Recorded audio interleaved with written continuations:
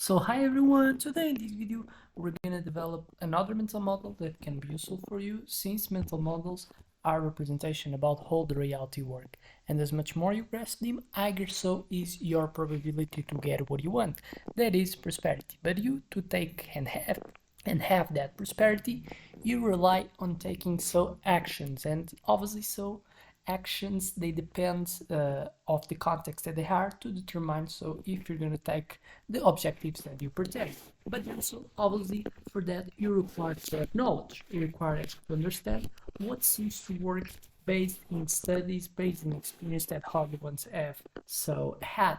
And then so what's the best way to accumulate knowledge other than just you by your journey in your life and so experiencing? What could be smarter is you so get the knowledge that other ones have already grasped, other ones have already tested, and so have seen if it's something that's true, if it's something that works, and then so you just grasp it and apply in your life. It's what I would say that is so the best way to do in order to be a more smarter, but be a bit more like effective to get more quicker so the objectives that you want. But with all this talk, what's so gonna be developed of this video is gonna be because we're gonna talk about economic mental model that's called the liquidity trap. Why rate cuts fail to save the economy? It's why or what we're gonna try to understand today. So what's the core idea of this mental model? So a liquidity trap occurs when central banks slash interest rates to near zero, but consumers and business still hoard cash instead of spending or investing. It was named by economists that's called John Maynard Keynes, one of the most kind of well-known economists, and so this trap tends to paralyze monetary policy.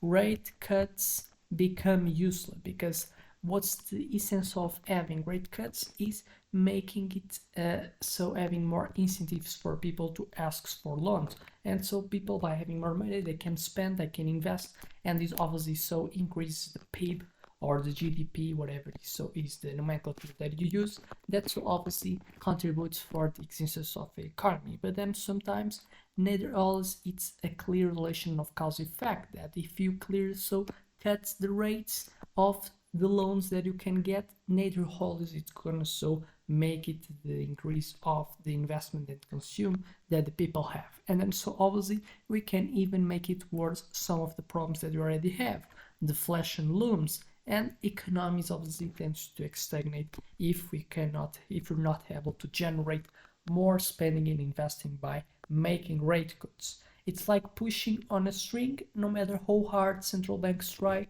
demand stays that, because reality is that the essence of having rate cuts, it's essentially to increase the demand, boost the demand. It is normally so things that are adopted so when we want to make a shock in the economy and make it so work normally after some prices have been stepped up.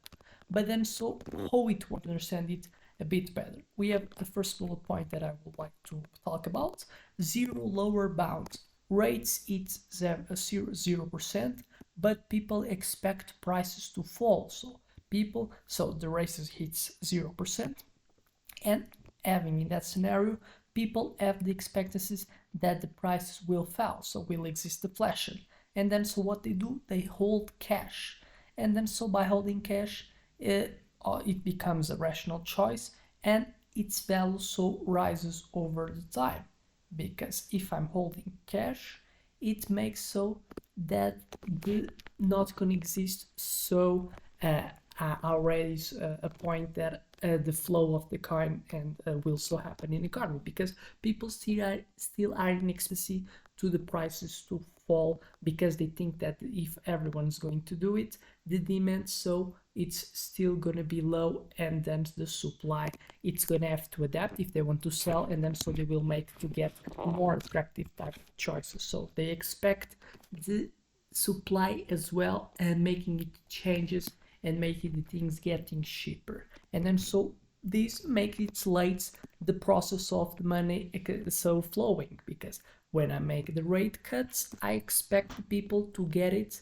in terms of loans and to spend and invest. But if still I make it easier, but the people, even the people getting it, they don't have what? If certain times, if the rates hit the 0%, people so they can spend it wherever is the time because they don't have to pay interests, and then so they can expect, and they just can accumulate money and expect so when the price is going low, and then so with this creates a hike type of time between the rate cuts to happen and the increase in spending on investing.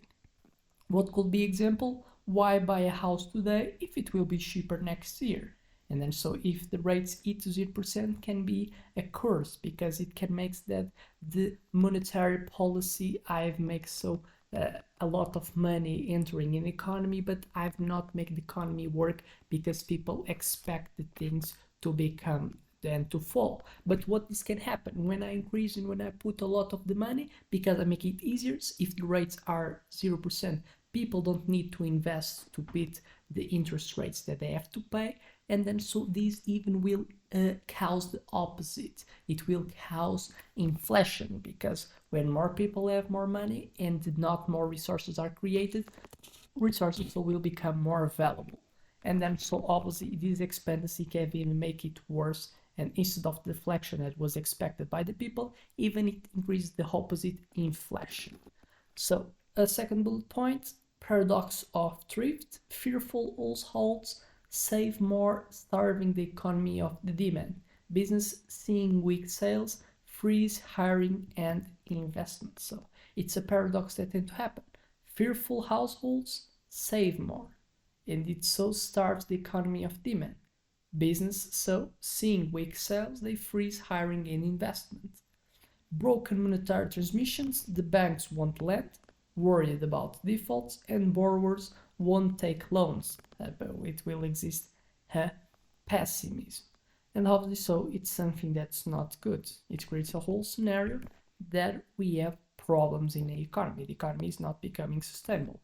The policy that I'm adopting is not creating the results that I expect. But then, so what are real world examples of this type of phenomenon have had happened? We have the Japan's lowest decades, the 90s, still till now.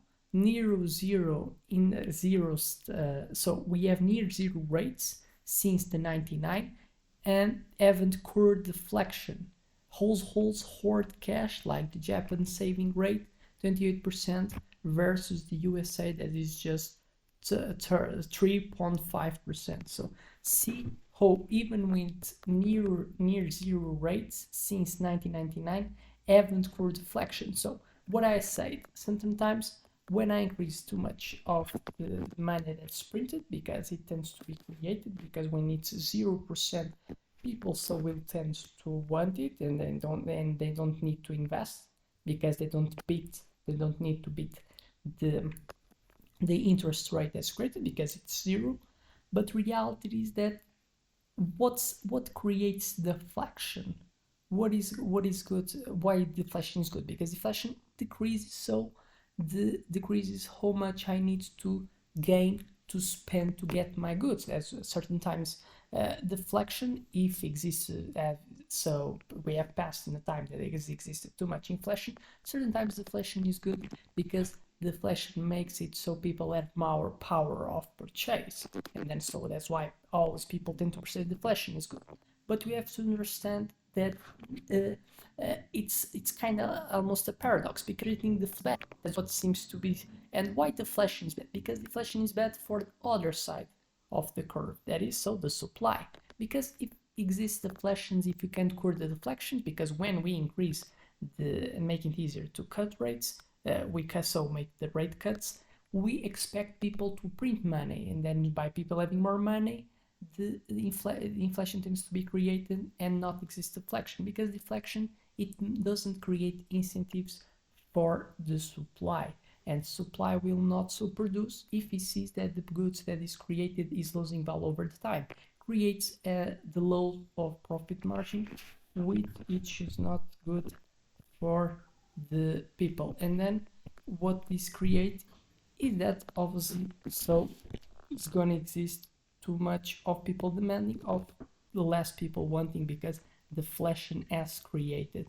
But then so it tends to happen the completely opposite, that is so existing inflation. So when this applies a lot of demand, the supply was kind of make it have it a decrease, because deflation creates a decrease of people that wants to produce the things, because they cannot get profits because what they sell is constantly dropping the price. But as well, we have a loop that happens like a ramping in the inflection, and then reach a point that it applies the inflection, and then is existing so much supply and so much demand that applies the complete opposite, the inflection. And then so what we don't have a stable type of prices over the time, which makes the people not have confidence and comfortable, and have so lose aversion to invest and spending their money, and then so they will always try to keep it. And in so it's something that creates a certain economy that's not positive. So it's basically what I want you to take from this video: